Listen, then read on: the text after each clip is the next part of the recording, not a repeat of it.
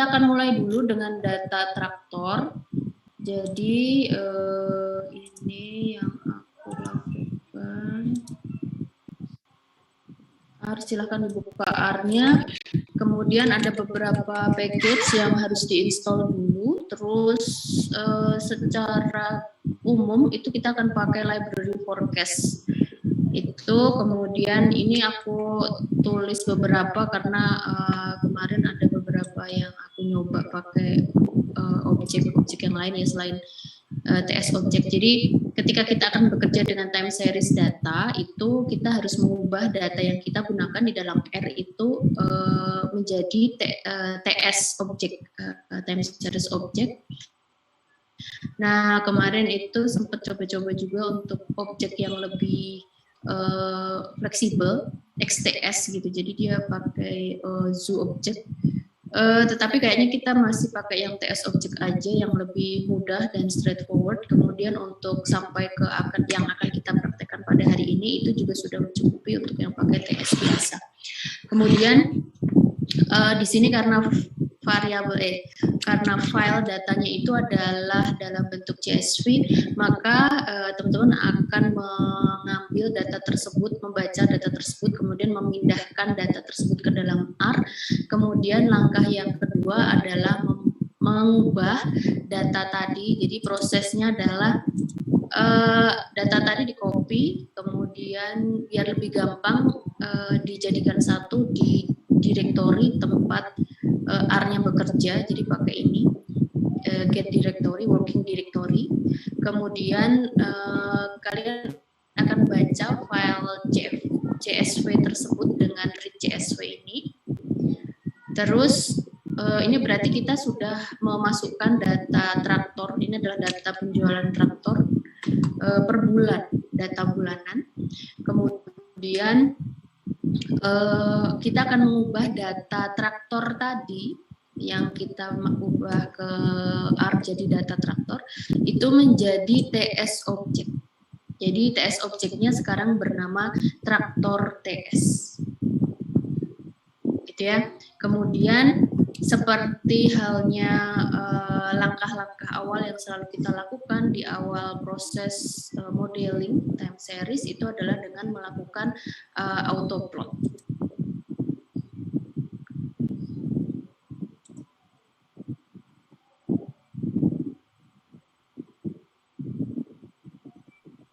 Jadi kalau diperhatikan ini adalah bentuk autoplot dari data penjualan traktor gitu ya. Data penjualannya itu adalah traktor atau buah gitu ya. Berapa buah traktor yang terjual per bulan gitu. Nah, jadi di sini ketika diperhatikan, ini kalau dilihat datanya kan dia ini ya sudah, oh ya, pada waktu mengubah data dari bentuk biasa, data biasa ke bentuk time series, ke objek time series itu, di situ kita sudah sekaligus menentukan waktunya, waktu mulai, periode awalnya dari mana.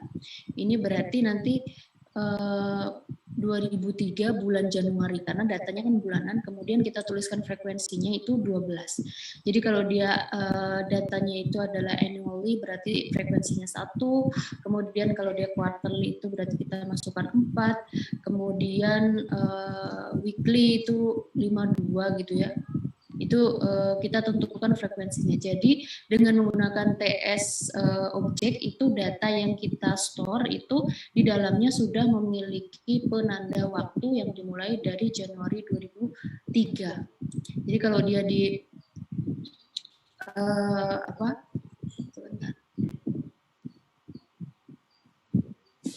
kalau dia di ngilangin ini nggak bisa.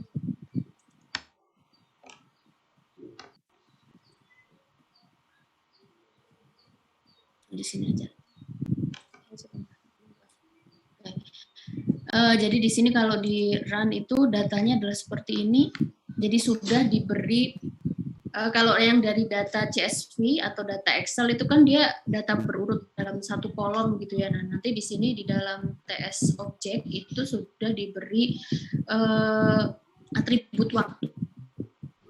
Nah, kemudian ketika di autoplotkan, di plotting datanya itu kita bisa lihat bahwa ini adalah fenomena yang umum kita jumpai kalau data yang kita gunakan untuk bekerja itu adalah data bulanan. Jadi kalau kalian ingat data Air Passengers yang pernah kita cobakan itu juga kira-kira bentuk bentuk plottingnya kan seperti ini ya. Jadi dia tampak ada tren menaik plus ada seasonalnya. Nah, karena kita belum belajar mengenai Sarima atau seasonal Arima, maka nanti kita akan abaikan dulu pengaruh dari seasonal itu. Kemudian di pertemuan ke-7 nanti kita akan bekerja atau mengaplikasikan Arima dengan efek musimannya. Jadi di sini kita akan fokus dulu ke efek trennya. Jadi plotting, kemudian tahap-tahapannya masih sama gitu ya. Tapi di sini kita mengabaikan dulu efek musimannya. Jadi nanti di akhir kita akan lihat bagaimana model yang kita pilih tanpa efek musiman itu ada. Terus nanti di pertemuan besok baru kita bandingkan. Kalau misalnya kita sudah memperhitungkan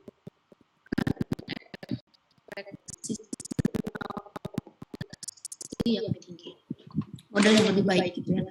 Nah di sini ini adalah hasil plottingnya, trennya menaik. Kemudian kita lihat di bagian belakang itu juga terjadi peningkatan varians gitu ya. Jadi makin lama makin tinggi peningkatannya dibandingkan dengan pola-pola di awal tahun gitu. Nah kemudian di sini kita akan lakukan proses differencing. Jadi di sini kita lakukan differencing dengan keyword differencing satu kali ya pada data aslinya dulu. Jadi kita ambil selisih dengan data sebelumnya. Nah ini adalah proses plotting yang kita buat. Dari secara visual ini kira-kira sudah stasioner belum? Belum ya, karena kita bisa lihat bahwa di akhir itu masih terjadi pergolakan varians, apa sih namanya, movement varians yang berbeda dengan yang di awal-awalnya. Nah, jadi di sini kita akan coba lagi kita jangan langsung pakai yang nilai differencing gitu ya. Kita logkan dulu. Jadi biasanya kalau data-data yang dia memiliki pola seperti ini gitu, ada peningkatan up and down dari varians tersebut, kita bisa treatment dengan nilai log. Nah, jadi di sini kita treatment dengan log. Nah, ini kalau dibandingkan dengan plot data sebelumnya yang tanpa log, kan dia sudah agak rendah gitu ya, trennya tadi, tetapi masih tetap ada tetap terjadi gejolak gitu. Jadi di sini kita tetap lakukan differencingnya, tetapi ke yang sudah dilogkan. Nah, ini kan sudah agak lebih baik ya, sudah agak lebih baik. Beda kan? Ini terlihat nggak? Terlihat bedanya di kalian. Jadi yang sekarang ini kan dia sudah lebih tenang gitu ya, sudah lebih stabil gitu. Dibandingkan dengan yang tadi gitu. Yang tadi kan dia stabil di awal, tapi di belakang itu di sebelah kanan itu terjadi pergolakan varians. Sebenarnya bukan pergolakan ya, kosakatanya apa sih, pergerakan varians gitu. Nah terus di sini kita akan, nah setelah kita atasi masalah stationarity tadi dengan, berarti treatmentnya adalah dengan log, kemudian differencing, kemudian kita kita cek ACF dan PACF. Jadi di sini kita akan tentukan model arimanya itu dengan secara visual dulu dengan ACF dan PACF. Walaupun nanti di step yang berikutnya kita juga akan bandingkan dengan yang automatic selection dari si R-nya. Jadi di sini kita tetap cek dulu secara ACF-nya gitu ya, secara ACF, kemudian PACF-nya, gitu ya. Ini biar dia bisa muncul.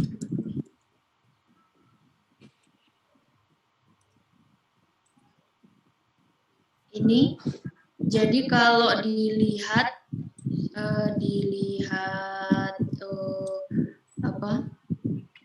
kira-kira dilihat model ACF sama PACF-nya, kira-kira dia butuh P berapa dan Q berapa? AR untuk komponen AR sama MA-nya, lag untuk AR dan MA-nya.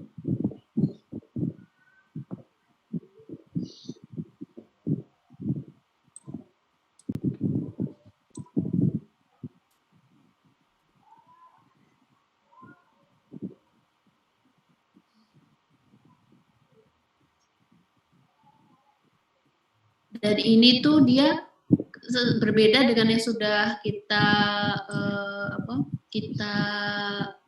pelajari kemarin gitu ya. Kalau kemarin kan tampak straightforward melihatnya gitu.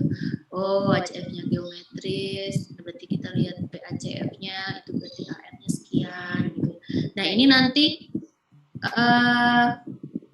di sini kita lihat bahwa dia juga sebenarnya geometris gitu ya, tetapi di sini terdapat spike-spike tertentu gitu. Ya nggak? Ini terlihat spike-spike tertentu pada ACF dan ini juga muncul di PACF. Dan ini semakin memperkuat ini geometris di sini ya, geometris di PACF gitu. Dan ini dia bisa mengandung komponen MA, tetapi dari hasil spek-spek yang ada yang kita lihat di situ itu menunjukkan bahwa sebenarnya data ini masih mengandung efek musiman. Jadi ini merupakan sinyal awal bahwa jika nanti modeling yang kita buat itu tidak memperhatikan seasonal ini, efek seasonal ini, itu nanti berarti model yang kita hasilkan itu kurang baik, atau dengan kata lain akan ada model yang lebih baik tetapi kita harus memasukkan efek seasonalnya tadi gitu ya. Jadi ya, ini adalah salah satu tanda spike-nya. Kemudian nanti kita juga lihat dari hasil pemilihan di sini kebetulan aku langsung contohkan dia pakai auto arimanya, auto arima langsung, tetapi di sini yang pertama kita cek dulu ya. Untuk yang pakai auto arima itu untuk yang pertama ini adalah kita tidak efek seasonalnya itu tidak di off kan. Berarti nanti di dalam modelnya itu akan mengandung seasonal. Jadi adalah seasonal arima.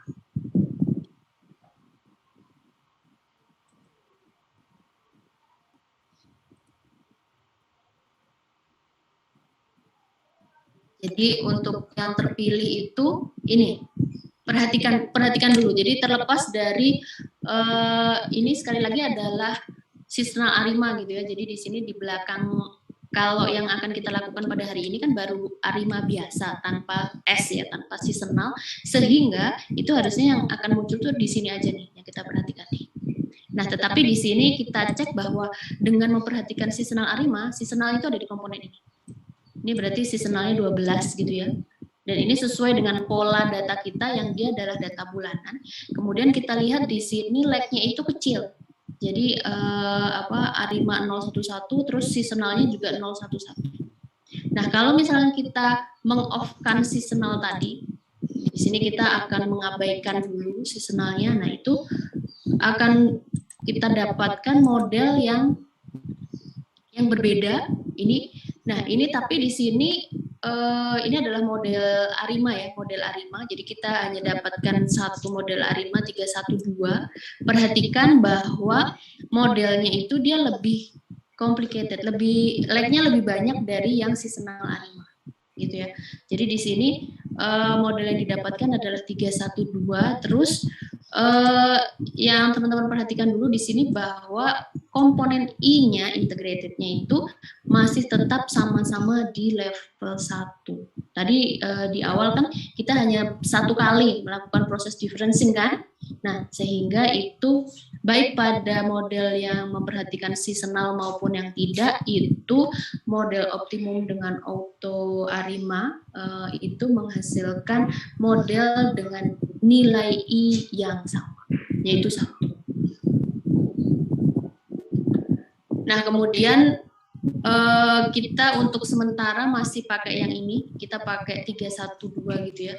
ARIMA 312 berarti AR-nya 3, kemudian MA-nya 2. Kemudian di sini kita cek residual, untuk mengecek residual kan, untuk melihat apakah dari hasil pengecekan residual itu pola ACF gitu ya, pola ACF sama ACF-nya itu sama, sudah stabil. Kalau yang proses pengecekan residual yang kita harapkan itu adalah bahwa di ACF-nya itu grafiknya itu sudah ada di dalam garis biru. Jadi itu sudah tidak ada spike-spike ya.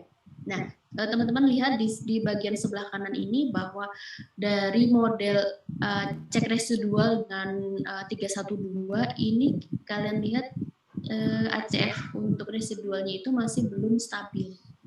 Gitu ya. Sekali lagi menegaskan bahwa penting untuk memasukkan efek seasonal tadi. Gitu.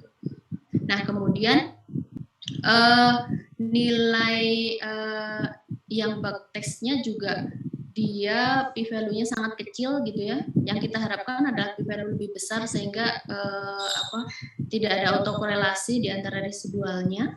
Nah, sehingga di sini kita bisa lihat bahwa sebenarnya dengan ARIMA pemilihan auto ARIMA yang sudah dilakukan di 312 ini masih belum menghasilkan model yang memuaskan. Jadi kalau nanti diteruskan, kalau misalkan kalau yang pertanyaan berikutnya, kalau misalkan modelnya belum sesuai, apa yang harus dilakukan? Ya berarti kita harus mencari model yang lebih baik, lagi. Maksudnya di sini kita cek residualnya itu sudah lebih stabil gitu ya. Yang box testnya itu sudah lebih besar gitu dari 0,05 p-value-nya. Kemudian kalau misalkan pertanyaannya dilanjutkan, misalkan dari model yang ada nih, model seada-adanya ini kita cari nilai prediksinya. Apa yang terjadi? Ya tetap ada gitu. Nilai prediksinya itu akan tetap keluar gitu. Jadi kalau misalnya kita cek di sini, dia tetap akan muncul error. Sebentar.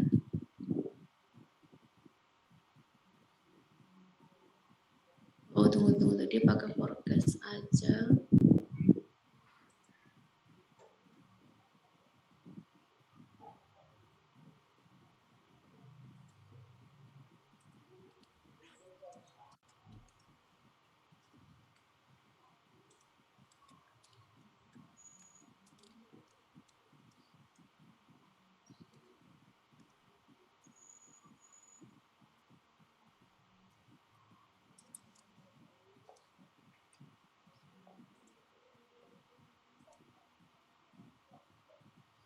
Oh, ngerti sih.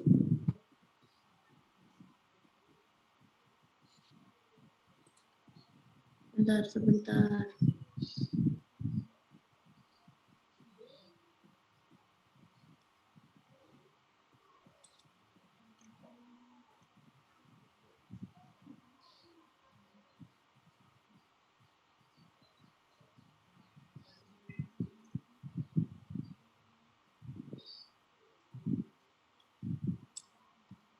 Bentar, aku akan cek dulu. Ini belum di-run.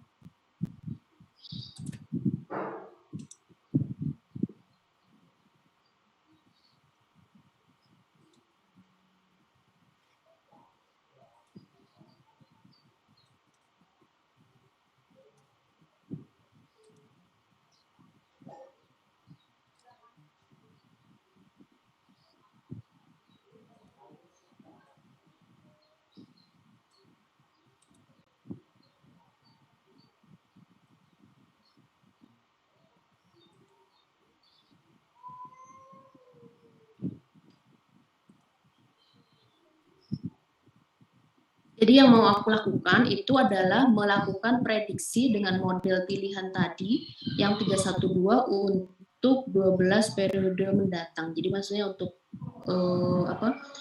selama 1 tahun ke depan itu forecast penjualannya itu berapa gitu ya. Tapi di sini dia nggak mau muncul.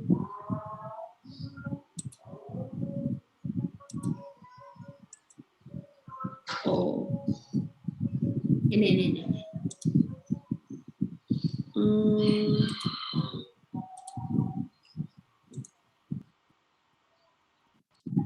Ini ya. Jadi ini adalah hasil nilainya, gitu, hasil nilainya. Terus hasil nilai prediksi. Hasil nilai prediksinya kan berarti tetap masih bisa kita hitung gitu ya. Tetapi di sini berarti nanti akurasinya itu akan kurang bagus. Jadi akurasinya nanti untuk yang di atas gitu ya. Untuk yang di nanti teman-teman bisa membandingkan untuk model lain. Contohnya yang sudah kita keluarkan kan yang tadi 312 ini pemilihannya itu adalah dengan mengambil nilai EISIS yang paling kecil gitu ya, yang lebih kecil. Kemudian kalau dibandingkan dengan yang ini, yang model dengan seasonal itu kita bisa lihat bahwa nilai EISIS yang dengan yang dengan seasonal tadi mana sih? Ini, nah itu dia lebih kecil. Gitu. Nah, untuk membandingkan nilai, membandingkan model gitu ya, membandingkan model itu kalau mau membandingkan nilai EIC itu sebaiknya ini dilakukan pada model yang level differencing-nya sama. Nah, kebetulan karena di sini dua-duanya itu sama-sama sudah di level differencing sama dengan 1, berarti kita bisa melihat bahwa sebenarnya model yang lebih baik itu ada di yang dengan menggunakan efek seasonal tadi. Gitu ya. Jadi nanti kita akan lanjutkan untuk yang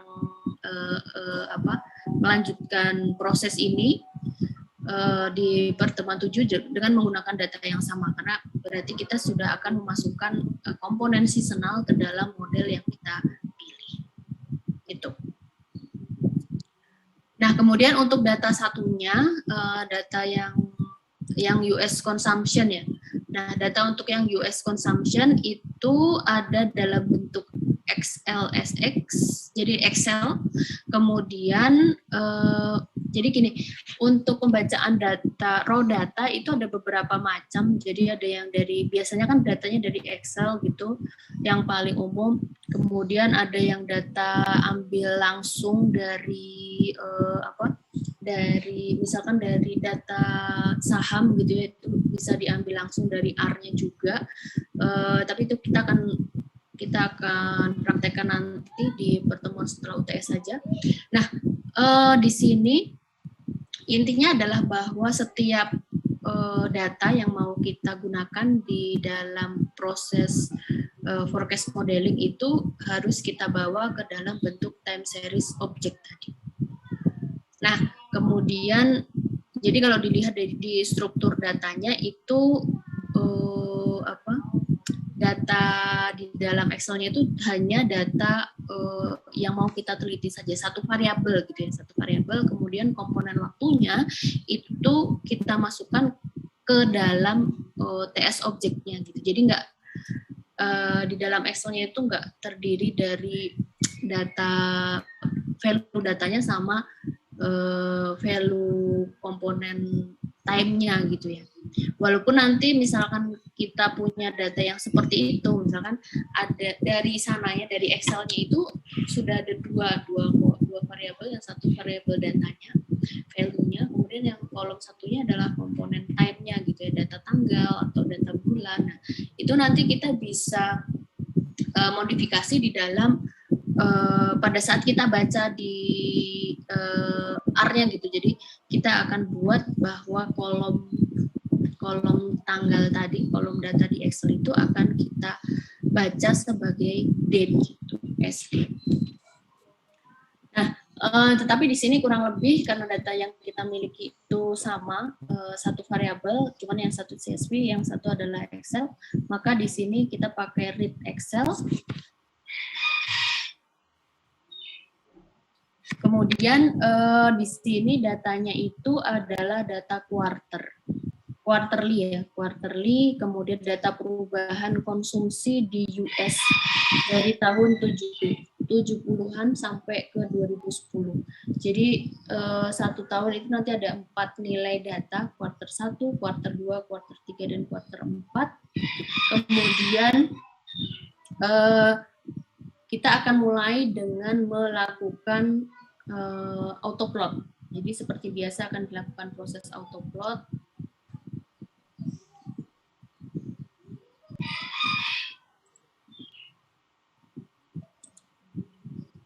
Ini aku save.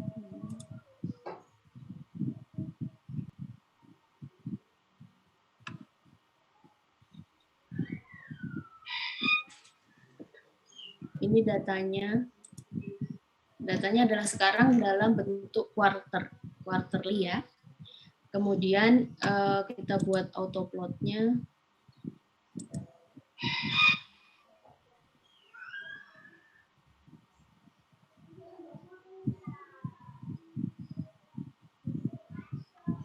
Kira-kira sudah stasioner belum?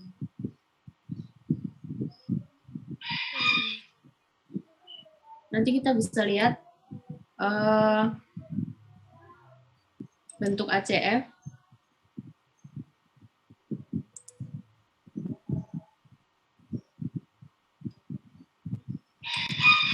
Bentuk ACF-nya di situ, tapi kok menumpuk ini?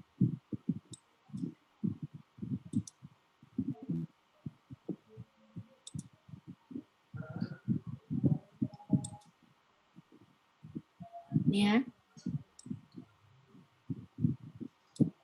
Terus PACF.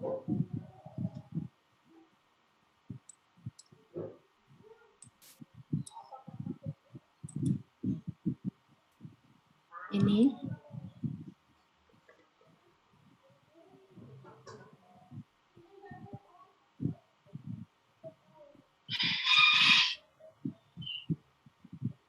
Kemudian sebenarnya ada untuk melihat dia stasioner atau enggak kan selain dari plotting datanya. Kemudian lihat ACF sama PACF-nya, ACF-nya, lihat ACF-nya tadi. Terus bisa dari stationarity test ya kan, dari Dicky Fuller atau KPSS, kombinasi dari beberapa stationarity test. Kemudian kita juga bisa menggunakan fungsi number of differencing ini pada data yang kita gunakan. Jadi number of differencing ini akan menunjukkan berapa kali jumlah differencing yang dibutuhkan supaya data tersebut stasioner. Nah, kira-kira data yang tadi itu kan kalau dilihat polanya itu sebenarnya dia sudah cukup stabil walaupun ada spek-spek tertentu gitu ya, yang tadi ke bawah tadi. Terus kalau dilihat di ACF-nya itu juga dia sebenarnya sudah dia geometris gitu, seperti yang sudah yang sering kita jumpai gitu. Terus supaya lebih pasti gitu bisa dites dengan ADF-nya. Kemudian ternyata sudah stasioner. PSS-nya juga sudah stasioner.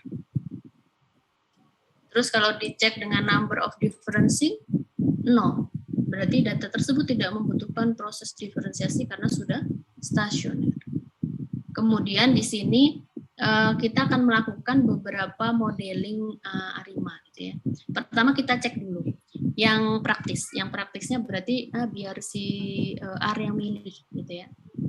Biar R yang milih pakai auto ARIMA. Dengan mematikan seasonal. Tadi sih sebenarnya sudah nggak ada efek seasonal ya.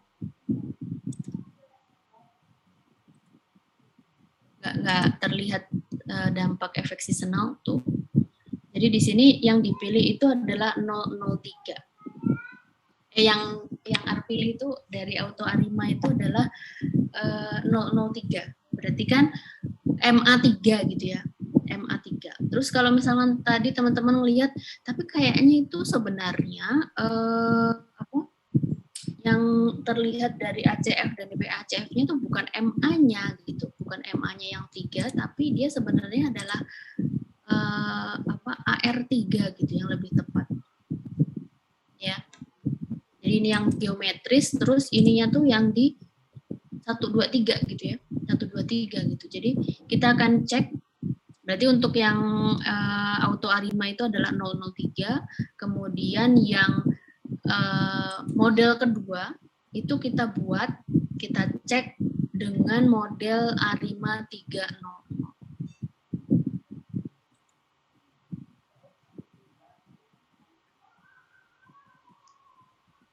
Terus kita bandingkan nilai AIC ya.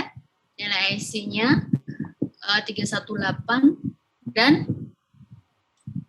kita dapatkan di model yang kita tentukan yang 300 itu lebih kecil daripada yang auto ARIMA. Nah, ini juga merupakan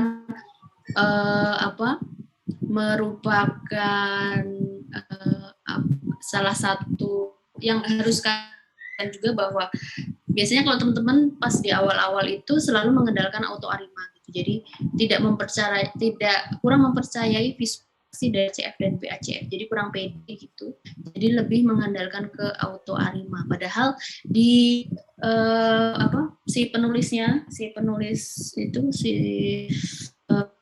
Robert Handyman itu dia juga ngasih note bahwa proses yang otomatis itu biasanya suka kurang detail gitu pada beberapa bagian, sehingga sebaiknya kalian mengkombinasikan antara pemilihan secara visual, pemilihan model secara visual ini maupun yang secara auto ARIMA tadi. Jadi dibandingkan. Dan apanya nilai AIC kan? Information kriteria itu yang kita gunakan. Salah satunya adalah itu menjadi dasar bahwa si auto ARIMA itu memilih modelnya adalah 003, sementara yang aku propose adalah 300, kemudian terlihat bahwa ayatnya itu lebih kecil, berarti kita punya landasan kuat untuk memilih model yang 300 instead of yang 003 gitu.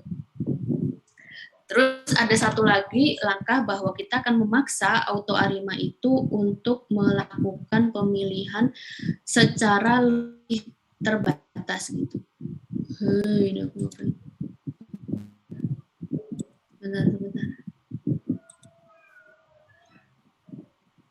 Ini ya, jadi di sini kita memberikan kan auto ARIMA itu nanti di dalam ada beberapa unsur cara pemilihan model. Nah, jadi di sini proses stepwise-nya itu akan dimatikan. Jadi kalau kalian cek bagaimana cara kerja auto ARIMA itu yang di slide pada bagan yang aku berikan di situ, itu adalah cara kerja si auto ARIMA. Kemudian, nah di sini kita cek bahwa dengan auto ARIMA yang kita paksa supaya proses stepwise-nya itu dimatikan, itu menghasilkan ARIMA 300. Nah, jadi untuk yang selanjutnya berarti kita akan bekerja dengan menggunakan model yang 300. Tadi ya berdasarkan visualisasi, terus dibandingkan nilai AISIS, kemudian kita pakai yang 300. Jadi di sini kita bisa cek nilai prediksinya untuk 12 kuartal ke depan gitu. 3 tahun gitu. Nah, terus di sini kita akan cek nilai residual. Nilai residualnya.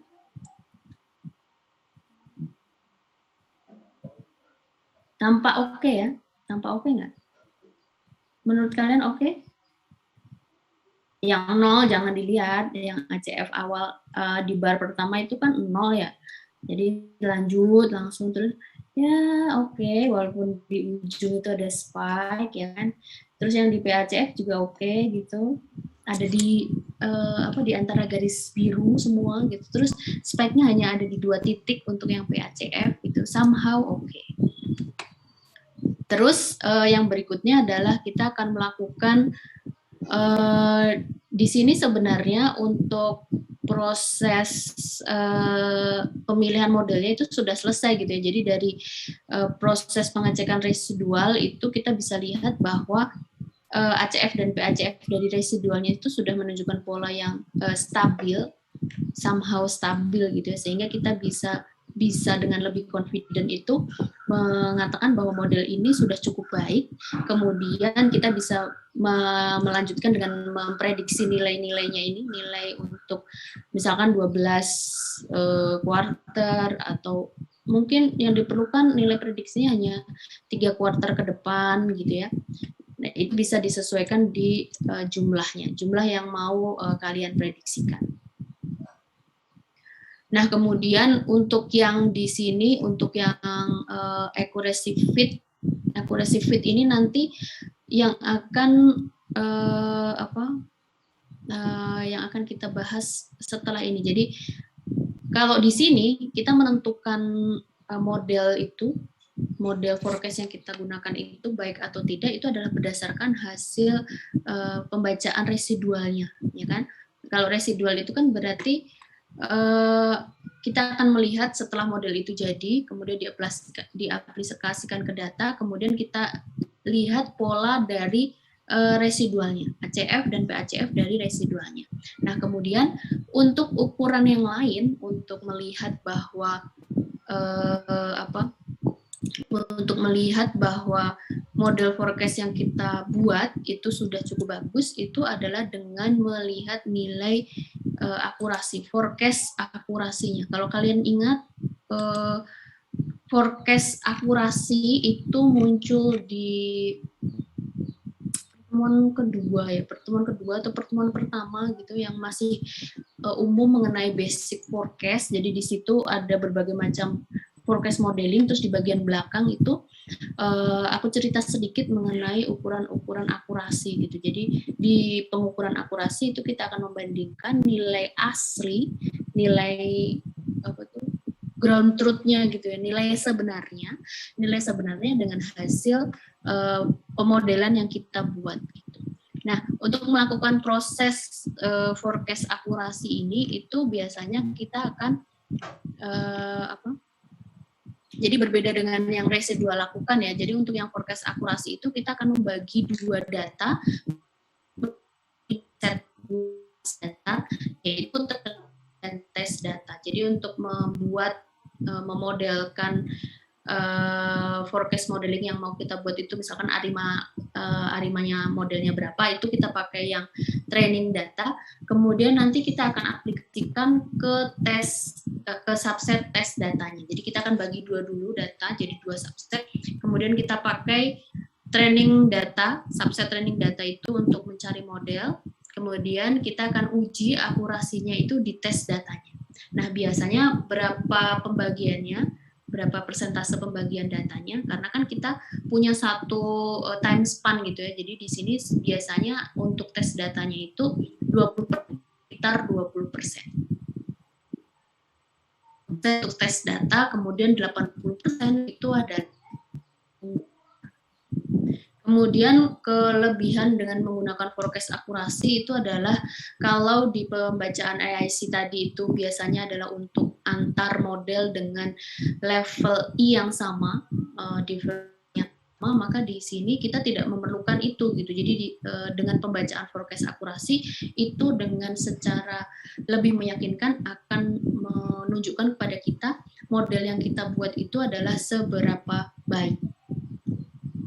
Nah, di sini nanti berarti kita akan lakukan dulu tadi ya, tahapannya kita berarti akan mencari model dengan training data. Pertama berarti dibagi dulu datanya, training sama tes data, kemudian kita akan cari model, kemudian nanti akan dihitung forecast akurasi dengan beberapa nilai akurasi yang R sediakan gitu. Ada mean absolute error, kemudian RMSE ya, root mean square error, kemudian mean absolute percentage error, kemudian symmetric mape gitu. Tapi biasanya yang paling umum digunakan untuk perbandingan model mana yang lebih akurat itu adalah di root mean square error. Jadi kalau yang mean yang MAE gitu ya, yang MAE itu kan dia bicara mean saja di dalam proses penghitungan yang melibatkan mean gitu. Jadi dia sangat terpengaruh oleh nilai-nilai ekstrim seperti karakteristik mean pada umumnya. Sementara untuk yang di root mean square error di situ sudah mengandung variance. Kemudian kita ambil square root-nya sehingga walaupun angka tersebut akan lebih susah untuk diinterpretasikan, tapi dari pembacaan nilainya itu kita bisa gunakan untuk menunjukkan bahwa nanti RMSE yang lebih kecil itu adalah model yang lebih baik. Gitu. Nah, untuk tes datanya kita bisa cek di sini. Nah, ini bisa pakai fungsi window atau subset gitu ya. Bisa pakai window atau subset. Perbedaannya kalau yang subset itu dia bisa lebih spesifik. Jadi dua-duanya itu sama untuk memecah data gitu. Tapi aku pakai yang window dulu gitu. Ini kan kalian ingat nggak waktu itu aku pernah bilang kita bicara akurasi tetapi belum bisa ditunjukkan karena waktu itu belum bisa bagi dua data gitu ya, jadi dua data training set ataupun test set dalam satu pekerjaan gitu kan. Di sini kan berarti time series-nya tuh sama, terus kita langsung bagi dua gitu. Jadi nggak memasukkan satu-satu, tapi di sini kita masih bekerja dengan time series yang sama, tetapi kita ambil jadi atau kita bagi jadi dua subset. Yang pertama adalah training set. Test setnya tadi 20% gitu ya. Ini datanya ada 164, jadi ada 32 data yang kita buat sebagai test set. Kemudian yang training data setnya itu sisanya gitu. Terus pembagiannya adalah untuk yang di training set itu adalah di periode awal, kemudian sampai ke 80% periode, kemudian yang test set itu adalah yang periode yang lebih baru, yang potongan terbaru. 20% dari yang ujung dari periode waktu. Kemudian di sini prosesnya berarti sama. Kita akan lakukan pemilihan model gitu ya, pemilihan model dan mencari model yang mau kita pakai, forecast modelnya itu di trend setnya. Jadi perbedaannya dengan yang di atas tadi apa? Kalau yang di atas tadi adalah kita pakai keseluruhan data. Terus pengecekannya itu adalah dengan menggunakan evaluasi dari si residual. Sementara untuk yang di bagian kedua ini itu kita bagi data terus mau pakai yang forecast akurasi. Sebentar. Kayaknya masih error.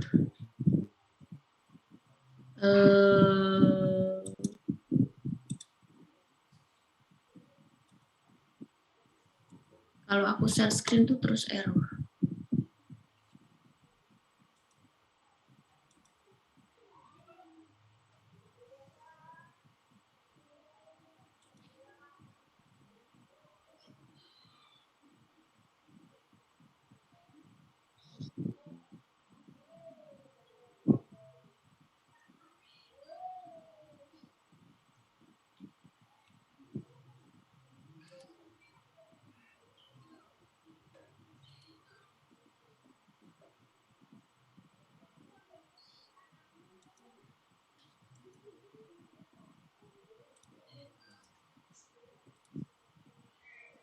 Oke.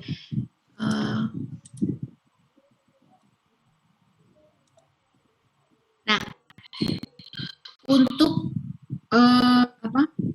auto arima yang kita gunakan gitu, kita langsung pakai auto arima pada training set gitu ya. Nah, terus di sini ternyata muncul satu model baru, yaitu ARIMA 101. Jadi berbeda dengan yang tadi kita dapatkan ARIMA, berapa tadi? Yang dipakai 003 atau 300 tadi? 300. Nah, kan? Nah, di sini yang akan muncul adalah 101. Nah, kemudian oke, berarti nggak apa-apa. Kita kan proses pemilihan model itu kalau nanti yang akan teman-teman lakukan itu yang harus diperhatikan bahwa proses pemilihan model itu kan repetisi gitu ya. Jadi teman-teman jangan berharap bahwa sekali run itu terus udah ini ini adalah model terbaik, terus kita tutup mata, akan adanya kemungkinan bahwa ada model-model yang lain yang memberikan performa lebih baik gitu. Jadi di sini prosesnya itu adalah repetisi. Jadi kalau misalkan di sini terdapat satu model baru dari, berarti kan di sini karena kita pakai data trend setnya tadi ya. Nah, ini kita dapatkan 101. Nah, nanti di dalam prosesnya untuk seleksi model yang baru ini kita juga ikutkan ke dalam proses seleksi gitu. Tetap nanti di akhirnya kita akan bandingkan, nanti akan si model baru muncul ini juga kita akan kita akan gunakan sebagai pembanding gitu ya. Nah, ini bisa dilihat bahwa nilai dari 101 dan dibandingkan dengan model pilihan kita tadi itu dia masih lebih kecil model yang kita punya gitu, 30 gitu ya. Terus kalau yang di Arimafit dengan stepwise-nya itu di close, itu juga yang 300 tadi ya, tetap. Nah, terus berarti kita akan cek, berarti di sini kita pakai dua, yang 101 ya, kita coba 101 itu seperti apa. Nah, ini sebenarnya juga dari pembacaan residualnya itu dia sebenarnya juga sudah oke gitu ya. Sudah stabil, hanya spek tertentu. Ini kan sama seperti yang 300 tadi kan, ya dia tenang gitu, terus hanya ada 2 titik, 1 titik yang sebagai spike gitu. Kemudian kalau dibandingkan dengan yang Arimafit 2 ini kan yang tadi kita punya yang itu 300 ya, yang 300 ini itu kan juga oke juga gitu ya. Nah, terus kalau kita cek ini kita akan plotkan hasil forecast gitu.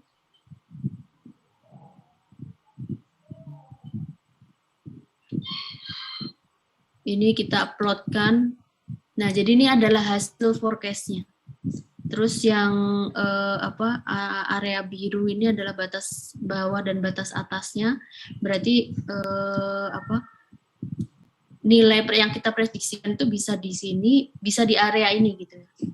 Bisa di garis yang kita tunjukkan sebagai nilai forecast, kemudian bisa juga di area batas atas dan batas bawah. Dua-duanya tentu saja bisa menghasilkan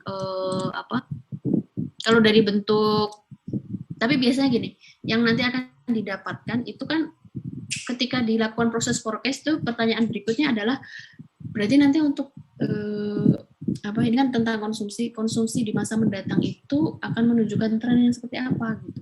Ke depan itu akan naik atau turun. Biasanya pertanyaan intinya itu adalah itu. Atau konstan. Nah, jadi nanti teman-teman akan melihat dan menginterpretasikan. Jadi biasanya nggak hanya sekedar pembacaan angkanya konsumsi tahun depan itu berapa, perubahannya berapa persen, karena kita bicara yang kita masukkan ke sini kan tadi adalah perubahannya gitu kan. Nah, tapi ini adalah lebih ke arah polanya gitu. Jadi ke depan itu kalau tadi traktor sales itu ke depan itu dia akan naik atau turunkah gitu. Jadi itu yang akan digunakan sebagai general guidance untuk proses forecast gitu. Kemudian nilai forecast-nya itu kalau mau mengeluarkan angkanya tadi itu dengan yang forecast tadi ini ya, dengan forecast ini tadi yang aku bilang, ini kita bicara angkanya terus yang digambarkan di biru-biru itu tadi adalah batas bawah, batas atas pada 20% dan 5% confident interval gitu. Jadi ini angkanya, kalau yang di sebelah kanan tadi itu adalah gambarannya. Nah, kalau kita bicara per angka gitu itu biasanya agak sedikit riskan gitu ya, karena kan tadi angka itu ada batas atas, ada batas bawahnya gitu. Jadi ketika kita bicara mengenai forecast biasanya yang disebutkan itu adalah secara umum saja. Kemudian, nah Untuk yang di sini ini adalah yang tadi kita punya model 300. Kemudian untuk cek residual dulu. Ini tadi yang ACF sama PAC, cuma dengan fungsi cek residual itu akan muncul yang bug text-nya, yang box test. Ini lebih besar dari 0,05 untuk yang 101, model 101, kemudian untuk yang 300 itu juga sudah oke harusnya, udah oke, ya. Kemudian kita cek, berarti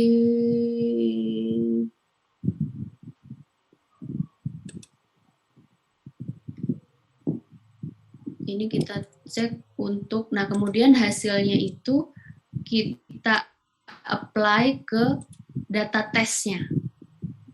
Kita keluarkan akurasi untuk yang mau 101 dan 300. Ini kita lihat nilai RMSE-nya walaupun dia sedikit ya kan, ini 417, ini 4106 sekian. Nah, ini model yang kita punya yang 300 ARI 00 nilai RMSE yang lebih kecil. Jadi dari sini dari cek residual dari IAC tadi sudah kelihatan bahwa model 300 itu lebih baik. Kemudian dari forecast akurasi itu juga menunjukkan dari nilai RMSE gitu ya. Kita bandingkan itu sudah lebih kecil. Jadi di sini kita sudah lebih confident untuk menyatakan bahwa model yang lebih baik itu adalah yang 300. Gitu. Nanti aku share ininya. Apa tuh lembar kerja R-nya deh nih. Tunggu, ini aku stop share, terus aku share yang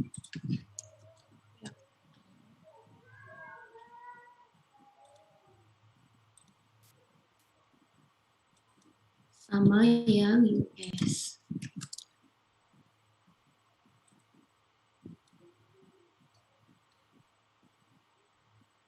Oke, sampai sini jelas atau bablas?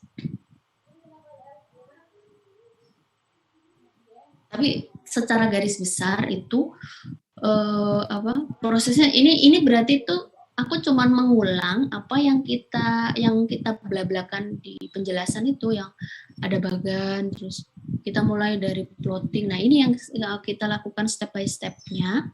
Kemudian nanti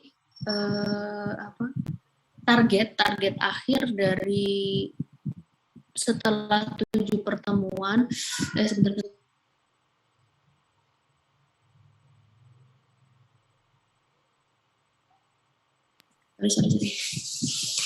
jadi target akhir dari 7 pertemuan itu teman-teman bisa mereplikasi pencarian, melakukan forecast model ARIMA plus seasonal ARIMA ya, karena di pertemuan terakhir itu adalah seasonal ARIMA untuk mendapatkan model yang terbaik tadi. Itu paling enggak replikasinya. Kemudian aku sekaligus mengumumkan mengenai kalau yang di awal itu kan ada 3 komponen penilaian ya untuk analisis runtun waktu itu.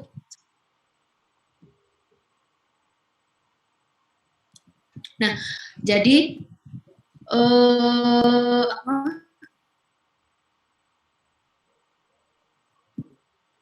aku lupa apa tuh, 3 komponen. Sorry, aku sungguh sangat tidak konsen. Tadi tuh aku lagi ikut rapat gitu, tapi terus ini sambil Zoom di 2 tempat gitu, jadi sorry karena udah kayaknya nggak ideal kalau aku ganti sesi gitu ya, ini udah akhir menjelang UTS gitu, jadi aku paksain. Jadi ini sambil ngawasi chat WA gitu, sorry. Jadi fokus dulu.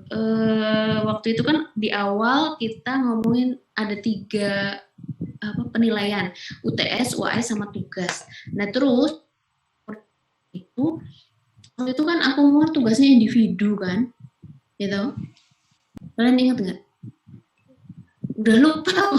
Ya udah aku umumkan kembali. Berarti ada 3 komponen nilai, UTS, UAS, tugas. Nah tugas itu yang tadinya aku rencanakan sebagai tugas individu, aku ubah menjadi tugas kelompok saja. Nah karena apa? Karena setelah aku cek di RPS-nya kan kita masih pakai RPS yang lama. Pertemuan 13 dan 14 itu ada presentasi gitu.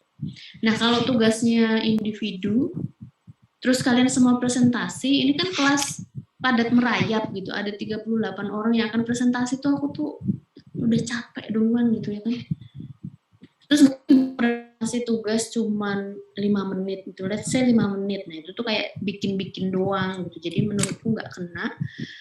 Tapi terus nggak fair kan, kalau misalkan ada yang presentasi terus ada yang enggak gitu. Kalian pasti iri dong, semuanya kan pengen presentasi ya kan. Nah jadi kayaknya aku ubah kembali ke kelompok, tetapi di sini berarti aku akan umumkan tugasnya itu lebih awal dari janjinya. Tadinya kan aku mau umumkan tugasnya itu setelah UTS gitu. Sekarang aku umumkan saja tugasnya itu adalah berkelompok. Terus nanti kalian akan presentasikan di pertemuan berapa tadi? 13 dan 14. Jadi 2 pertemuan itu adalah untuk presentasi kelompok. Nah, sekarang kita cek dulu. Kan ada 38 orang. Ini kan? 38 orang. 38 orang itu berapa kelompok? Aduh, aku bingung. Biasanya itu idealnya biasanya aku satu kelompok 3 orang. Kalau tahun lalu itu ada yang satu kelompok 1 orang gitu. Tapi terus kayaknya tuh kan jadi nambahin banyak orangnya, terus menambah porsi buat presentasi gitu. Jadi kayaknya nggak ideal. Jadi tetap kita stick satu kelompok itu 3 orang, berarti kan ada buntu guys. Ini berapa sih aku tuh? Kalau dibagi 3 nih kan, berarti kan ada berapa sih? 12 kelompok. 12 kelompok. Kalian pilih ada 12 kelompok 3 orang plus 1 kelompok 2 orang atau 12 kelompok terus ada 2 kelompok yang 4 orang. 1 atau 2? Itu yang kalian pilih. Terus itu ya berarti, tapi berarti nggak ada opsi yang 1 kelompok 1 orang. Aku tutup opsi itu. Nanti habis ini aku akan share Google Sheet. Di situ nanti kalian akan mendaftarkan kelompok. Yang bikin kelompok kalian, nanti kalian akan putuskan dulu kalian mau pakai yang skema 1 atau 2. Skema 1 berarti 12 kelompok 3 orang plus 1 kelompok 2 orang, atau skema 2 yang 12 kelompok terus ada 2 kelompok yang 4 orang gitu. Terus berikutnya nanti tugasnya adalah kalian akan mereplikasi ini gitu. Jadi di pertemuan 13 dan 14 itu nanti kalian akan mencari data gitu. Jadi dalam perjalanannya nanti yang diinginkan adalah kalian akan mencari dan mendapatkan data.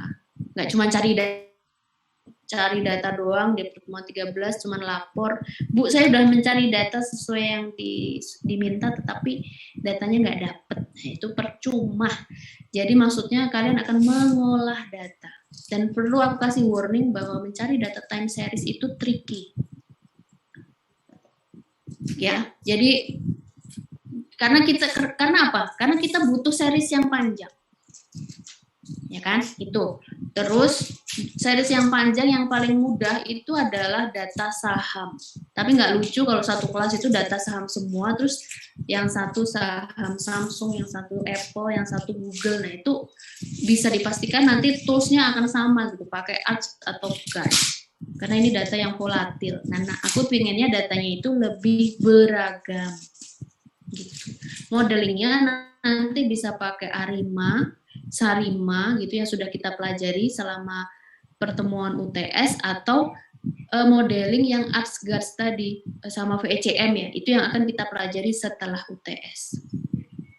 Strateginya yang lebih mudah adalah nanti kalian akan mencari data yang kurang lebih bisa diaplikasikan dengan Arima Sarima. Karena kan kalian sampai dengan pertemuan 7 udah tahu nih, udah dapat materinya. Sementara kalau yang ongoing nanti adalah yang ArcGIS sama VECM. Jadi itu nanti waktunya akan mepet karena kalian harus presentasi di tanggal 13 dan 14.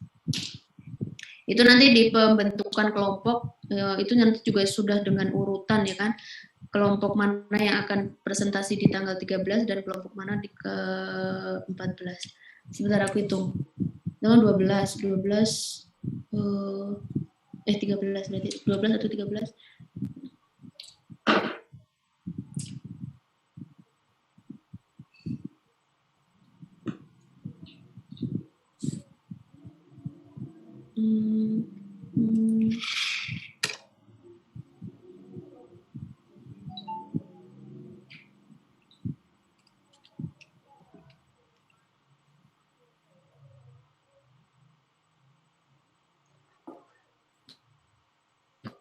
Ya, presentasi itu 90 menitan gitu ya. Jadi presentasinya hanya 10 menitan. Sisanya 5 menit itu untuk diskusi. Terus itu udah. Berarti tanggal 13-14 itu yang akan dipresentasikan. Itu saja. Berarti untuk untuk papernya kayaknya nggak usah ya. Jadi cukup karena kalian akan presentasi semua, berarti semua kelompok gitu ya. Berarti nanti yang akan diserahkan itu, yang akan diambil nilai adalah dari proses presentasi dan diskusi plus dari PPT gitu ya. Nggak perlu bikin report. Oke?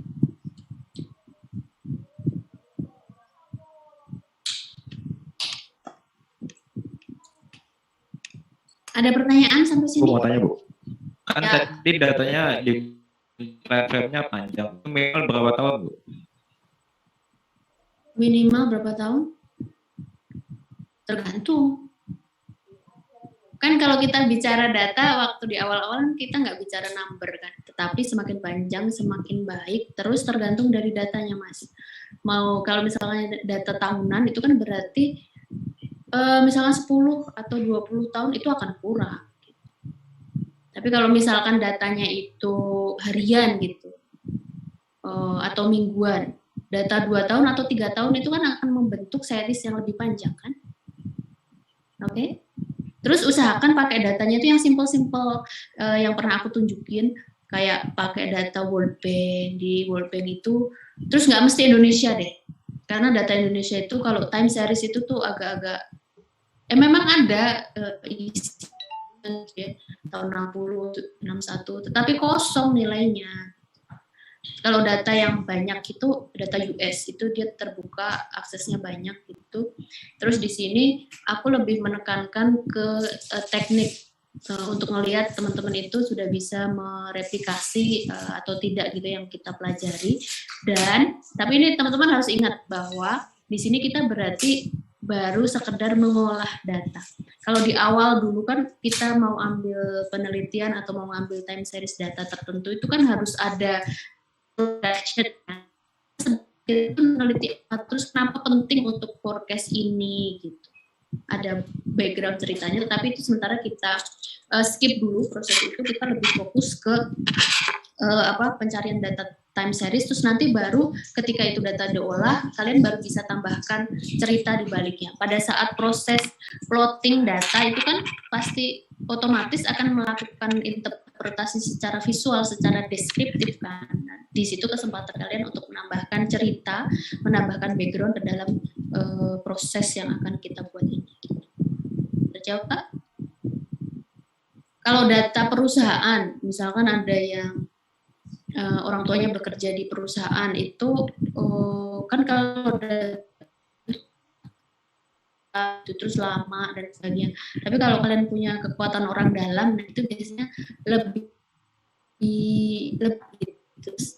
datanya banyak bicara. Data penjualan itu ya, data yang enggak, kalau data secara annual itu biasanya akan muncul di di laporan penjualan kan perusahaan itu kan wajib mengeluarkan itu ya, sama perusahaan yang sudah yang udah jualan di pasar saham ada di webnya gitu. Tetapi masalahnya mereka tuh nggak bikin time seriesnya langsung gitu. Masa kalian harus ngambil satu-satu, dan biasanya seriesnya akan pendek sejak dia jualan di pasar saham, sejak dia terjun di pasar saham, dan biasanya itu periodenya pendek. Tapi kalau di tahun lalu tuh ada yang dapat data perusahaan karena orang tua atau saudara gitu yang kerja di situ dan bisa dapat time series. Terus ini kan kita nggak buat komersil kan, jadi untuk keperluan akademis, jadi datanya nggak kita publish keluar, hanya untuk pertemuan di dalam kelas ini. Itu terkait dengan prinsip kerahasiaan data. Oke? Ada lagi?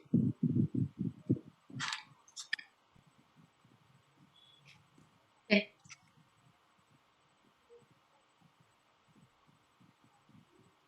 Saya mau tanya, Bu. Ya. Itu yang tadi yang PACF sama ACF-nya kan ada yang spike tapi masih dianggap oke lah ya, Bu. Batasan spike-nya tapi masih dianggap oke itu gimana, Bu?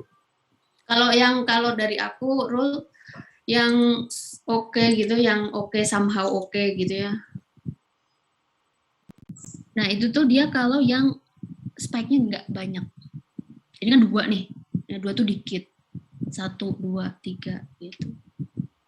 Dan kita bicara pattern secara umum itu secara umum gitu. Oh, secara umum. Ini kita bisa bilang ini kan banyak nih lag-nya. Terus yang spike itu hanya 2. Nah, ini kita bisa bilang bahwa residual plot-nya itu sudah oke secara visual ACF-nya, ACF gitu. Jadi kalau walaupun ada memang untuk data-data tertentu ya, itu dia sudah secara meyakinkan di residual itu full di itu semua gitu, di dalam garis biru semua. Nah itu akan memudahkan gitu. Tapi ini yang tadi aku contohkan itu adalah yang akan paling sering kalian temui gitu, di situ. Jadi kita ambil secara umum, terus tadi berarti penguat untuk kita secara confident menyatakan model mana yang lebih baik itu adalah dari pembandingan. Kita sudah membandingkan dengan beberapa proposed models, terus kita bandingkan dari residual, kemudian dari forecast akurasinya gitu. Jadi kalau di orang statistik kan ya kita mau perang gitu ya, perang ya pakai angka gitu kan, nggak pakai perasaan. Nah jadi sekaligus untuk melengkapi, walaupun proses awal visualisasi tadi dicontohkan juga sudah aku contohin bahwa proses visualisasi juga penting tadi di perbandingan antara auto A5 dengan yang kita pilih secara manual itu masih menunjukkan bahwa di beberapa kasus pemilihan secara visual itu akan memberikan model yang lebih baik. Jadi sangat penting untuk teman-teman itu mengkombinasikan metode, itu intinya gitu. Jadi jangan cuma satu gitu, karena ingat forecast itu adalah proses repetisi gitu. Jadi akan sangat naif kalau teman-teman hanya mengajukan, tidak membandingkan apa-apa untuk memperkuat hasil tadi. Itu pasti langsung dibantai habis gitu. Maksudnya bukan dibantai apa, tapi maksudnya akan kalau di review paper ya itu pasti akan ditanyakan di situ gitu. Terus udah, aku lupa sebenarnya mau nambahin apa gitu tapi lupa. Ya lanjut. Udah ya Rul, terjawab ya? Ya, terima kasih Bu. Oke.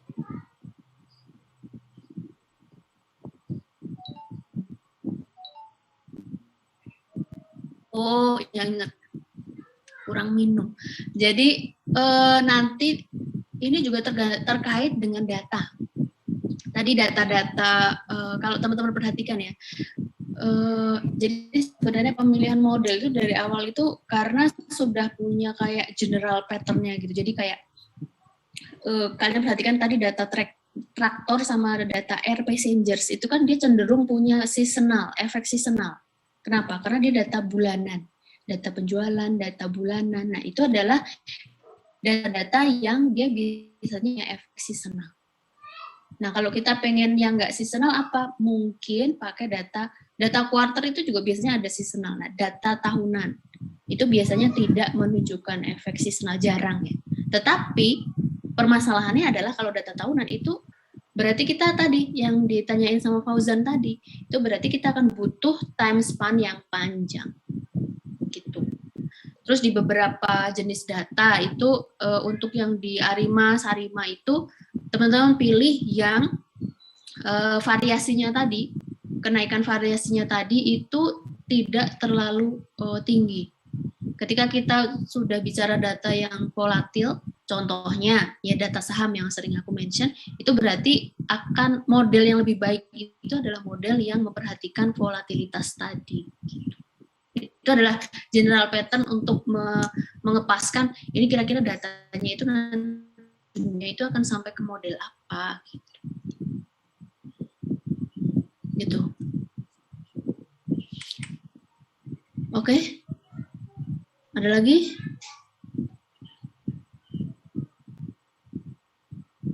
Oh, selain data World Bank itu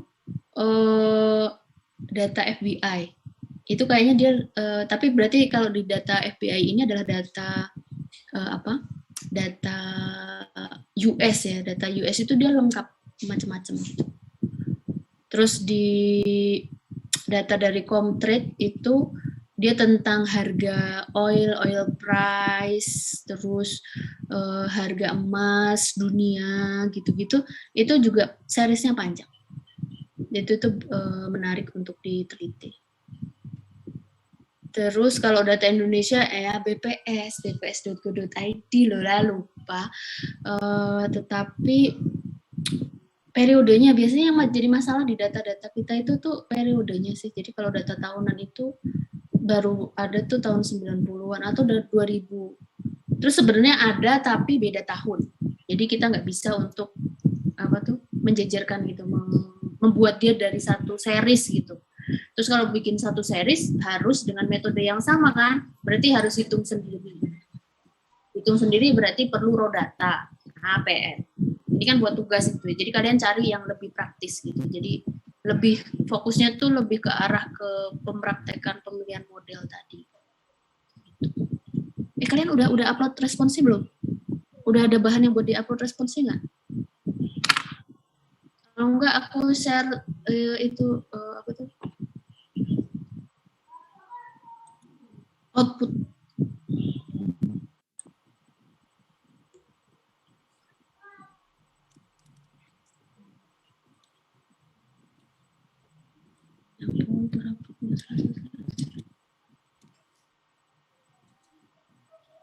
Aku copy begini bisa nanti.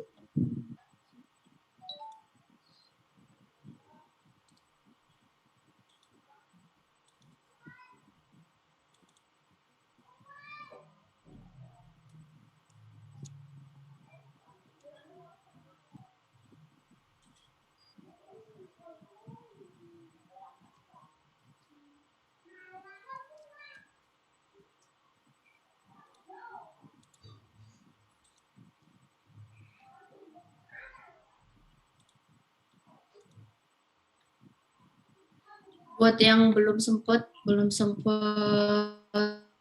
bikin bahan buat diupload bisa pakai itu. Ini paling nggak hasil output terakhir ya, dari hasil terakhir gitu. Tapi proses-prosesnya tadi kan dari awal sudah aku ceritakan. Mungkin itu dulu. Nanti Zubaidah sambil ngingetin buat itu ya, Google Sheet. Jadi nanti sambil nunggu kelas yang sebelah besok, berarti paling enggak aku akan upload Google Sheet-nya itu hari Jumat. Maksudnya pakai Google Sheet apa? Kalian akan mendaftarkan jenis data, jadi tiap kelompok itu harus bekerja dengan data yang berbeda-beda.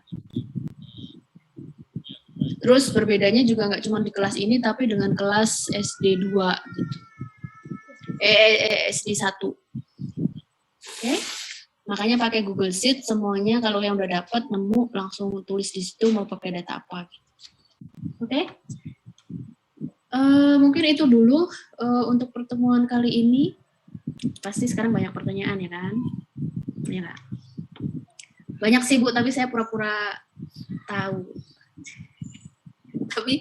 Tapi semoga Oh ya, kalau kalian mau belajar langsung dari suhunya gitu ya, ini ada most of the slide itu aku juga pakai dari sini nih, dari Otex tuh yang nulis tuh sih itu mbahnya R gitu, profesornya R gitu. Jadi kalian bisa pergi ke sini nih, ini. Terus apa?